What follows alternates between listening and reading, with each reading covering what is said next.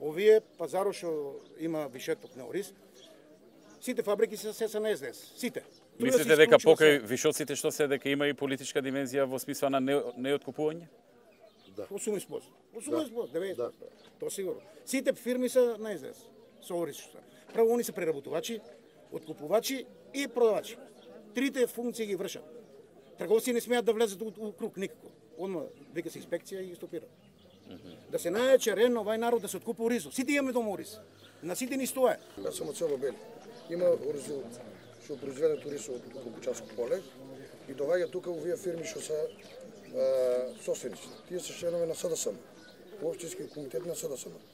И сега ако дојде некој член, ако е на ВМРО ДПМН, да продаде ориз, консултира се со председателот на местниот комитет на СДСМ. Праша дали е член на СДСМ или на ВМРО ДПМН. Ако е на ВМРО ДПМН, назад. Ако е СДСМ, зима. И револта е тоа.